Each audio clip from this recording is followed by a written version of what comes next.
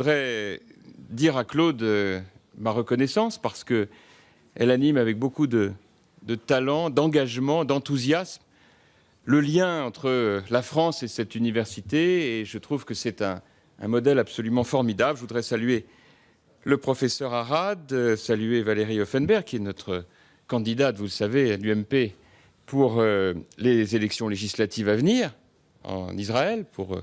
Nous savons que maintenant nous avons des députés qui sont élus par les Français établis hors de France. Il y a 11 circonscriptions et donc Valérie est candidate pour notre famille politique, avec bien sûr tout notre soutien dans cette circonscription. Pour dire les choses simplement, on a un débat très intéressant en ce moment sur l'école, qui ne peut pas vous avoir échappé.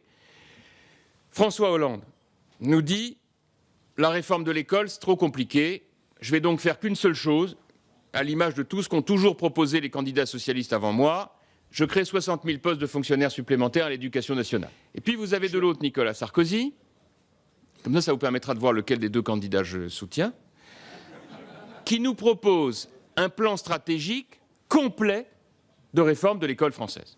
Complet. Dans lequel il met absolument sur la table tous les sujets qui fâchent.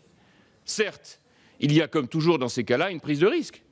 Sauf que le pari qu'il fait, que je fais avec lui, c'est que cette élection est une élection de vérité.